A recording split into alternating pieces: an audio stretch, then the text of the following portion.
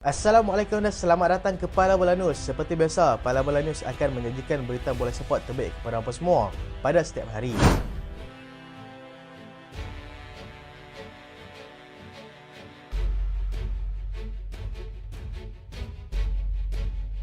Kita lihat dahulu jadual perlawanan pusingan kelaikan Euro 2024 yang akan berlangsung pada awal pagi Sabtu nanti. Kumpulan B, Ireland akan menentang pasukan Greece. Belanda akan bertemu dengan pasukan Perancis. Kumpulan C, Ukraine akan bertemu dengan pasukan North Macedonia. Kumpulan F, Estonia akan bertemu dengan pasukan Azerbaijan. Austria akan bertemu dengan pasukan Belgium. Kumpulan H, Ireland Utara akan bertemu dengan pasukan San Marino. Kumpulan J, Iceland akan menentang pasukan Luxembourg. Liechtenstein akan bertemu dengan pasukan Bosnia dan pasukan Portugal akan bertemu dengan pasukan Slovakia.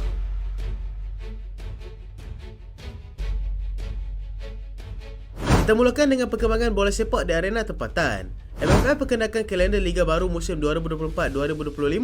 Seperti yang dijangka, MFL sah menyelaraskan kalender Liga Malaysia musim hadapan mengikut kalender AFC untuk musim 2024-2025. Perkara ini disahkan sendiri oleh CEO MFL, iaitu Stuart Ramalingam semalam.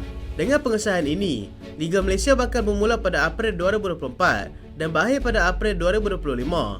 Penyelarasan ini dibuat bukan sahaja untuk membantu kelab yang akan beraksi di kejohanan AFC dan juga ACL, malah secara tidak langsung membantu melecehkan lagi persiapan skuad kebangsaan yang pada ketika ini dibimbing oleh Kim Panggon. Untuk rekod, kali terakhir Liga M mengalami perubahan sebegini adalah pada musim 2007-2008. Stadium Nasional Bukit Jalil gunakan teknologi daripada Eropah. Detik ditunggu-tunggu mengenai perkembangan teknik keadaan padang di Stadium Nasional Bukit Jalil akhirnya terjawab apabila FAM telah pun mengumumkan dan TMJ akan datang untuk melancarkan padang baru SNBJ. Pihak Perbadanan Stadium Malaysia mengatakan beberapa cabaran terpaksa ditempuh ketika mengendalikan proses penukaran rumput tersebut, namun bersyukur kerana semuanya berjalan seperti yang dirancang. PSM juga teruja untuk melihat perasmian padang itu yang membabitkan aksi Malaysia menentang pasukan India pada kejohanan Pesta Bola Merdeka yang akan berlangsung pada 13 Oktober nanti pada jam 9 malam. Pelancaran rumput zon Zoysia akan berlangsung pada 12 Oktober pada jam 10 pagi.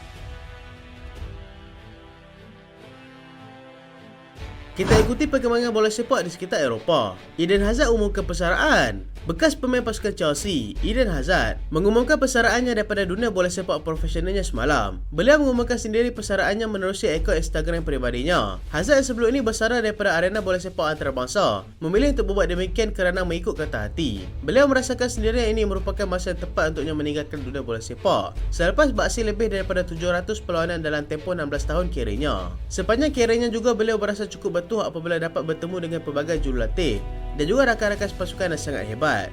Beliau juga mahu berterima kasih dengan semua pihak yang pernah terlibat dengan beliau selama tempohnya bermain bola sepak. Hazard yang sebelum ini bergerak ejen bebas selepas dilepaskan oleh pasukan Real Madrid pada musim panas yang lalu, pernah menjulang Piala Kelab Dunia, EPL, UCL, La Liga dan juga Ligue 1. Beliau juga merekodkan sebanyak 126 penampilan bersama dengan pasukan Belgium serta menjadikan 66 gol.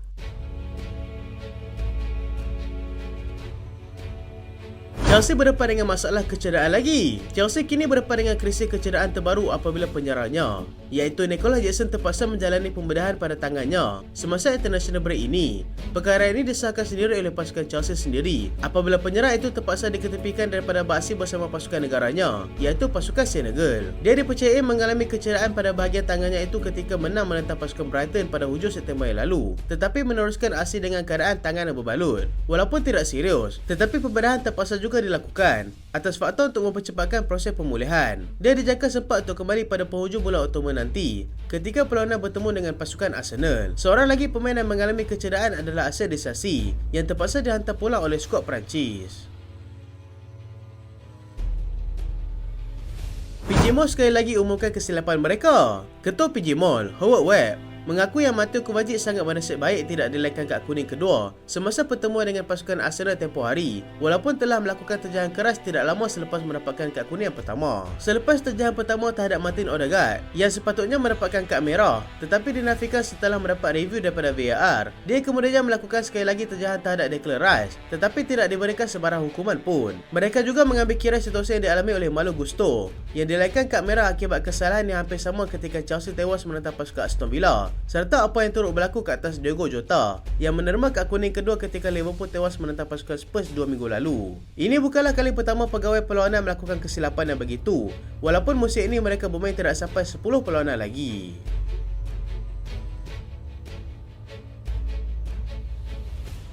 Didier Deschamps simpati terhadap nasib yang menimpa Paul Pogba. Pengurus pasukan bola sepak Perancis, Didier Deschamps, melahirkan rasa simpati terhadap situasi yang sedang berlaku kepada pemain tengahnya, iaitu Paul Pogba. Pemain itu sedang digantung daripada bermain bola sepak bersama dengan pasukannya, iaitu pasukan Juventus. Malah berkemungkinan besar akan berdepan dengan pergantungan yang akan menyebabkan dia terpaksa bersara terus daripada bola sepak. Pogba merupakan pemain penting untuk pasukan Perancis ketika menjulang Piala Dunia 2018 yang lalu, dan kehilangannya kali ini sudah pasti merecahkan sedikit persiapan mereka untuk menyertai Euro 2024 di Jerman nanti. Pengurusnya di pasukan Juventus, Max Allegri, juga bersimpati dengan nasib yang dialami oleh Pogba, tetapi dia tidak dapat melakukan apa-apa kerana perkara tersebut di luar bidang kuasanya. Barcelona terpaksa ketepikan Gavi. Barcelona terpaksa mengetepikan pemain tengah mereka, iaitu Gavi, selepas pemain tersebut mengalami kecederaan ketika beraksi dengan pasukan kebangsaan Sepanyol. Perkara ini diketahui menerusi laporan daripada salah sebuah media di sana yang mengatakan Gavi bersama seorang lagi bintang muda Sepanyol, iaitu Nico Williams, mengalami kecederaan ketika sesi latihan bersama pasukan. Walau bagaimanapun, masih belum dapat dikenal pasti tahap kecederaan yang dialami oleh pemain tersebut, dan pemeriksaan lanjut akan dilakukan sebaik saja dia tiba di Barcelona semula. Barca setakat ini sudah kehilangan Jules Koundé, Lamine Yamal, Robert Lewandowski, Pedri, Frenkie de Jong dan juga Rafinha. Real Madrid bincang cara untuk bawa masuk Kylian Mbappe. Jose Manuel dan juga salah seorang ahli lembaga pengarah kelab Real Madrid mendedahkan yang pasukannya itu kini sedang merancang untuk mendesak pasukan Paris Saint-Germain untuk menjual penyerang hebat mereka kepada pasukan Real Madrid. Dia mengesahkan sendiri perkara itu, mengatakan yang mereka akan cuba sedaya upaya untuk membawa masuk Kylian Mbappe pada tahun 2024 nanti kerana kontraknya akan tamat pada tahun tersebut. Paris Saint-Germain juga cuba untuk menjual pada musim panas yang lalu kerana takut akan kehilangannya secara percuma nanti, tetapi tiada kelab yang mampu untuk membayar nilai Kylian Mbappe pada ketika itu. Mereka akan cuba mendapatkannya secara percuma nanti, dan jika Mbappe bersetuju untuk melanjutkan kontraknya bersama pasukan PSG lagi, itu sudah pasti mengecewakan presiden kelab, iaitu Florentino Perez.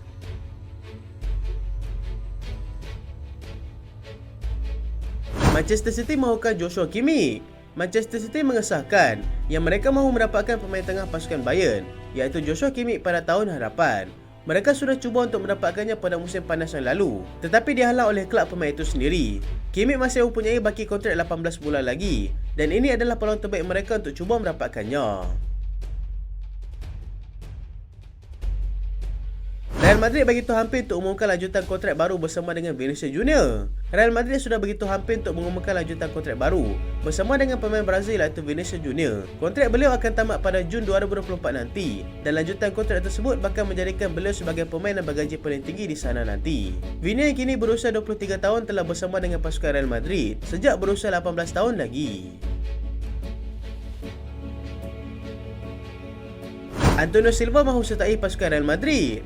Pemain pasukan Benfica, Antonio Silva lebih berminat untuk menyertai pasukan Real Madrid berbanding pasukan Liverpool dan juga Manchester United jika diberikan pilihan untuk berhijrah pada musim panas hadapan. Pemain centre back itu mempunyai release clause yang bernilai 103.5 juta pound dalam kontraknya.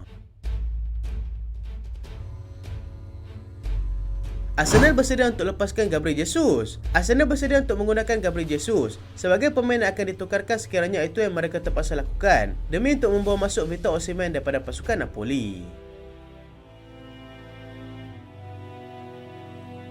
Bayern Munich berminat dengan Joao Palhinha. Bayern Munich akan kembali untuk cuba mendapatkan pemain pasukan Fulham, iaitu Joao Palhinha pada Januari nanti, walaupun pemain itu sudah melanjutkan kontrak baru bersama pasukan tersebut. Bayern begitu hampir untuk mendapatkan pemain itu, tetapi gagal pada saat akhir perpindahan pada musim panas yang lalu. Chelsea letakkan harga 37 juta pound terhadap Lukaku. Chelsea meletakkan harga sebanyak 37 juta pound sebagai nilai kepada pasukan Roma jika mereka mahukan pemain itu secara tetap pada musim panas nanti. Lukaku menyertai pasukan Chelsea pada musim 2021 dengan nilai 97.5 juta pound.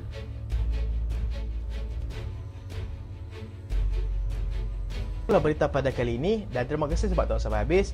Jangan lupa like, jangan lupa share, jangan lupa subscribe. Aku Solian. Assalamualaikum.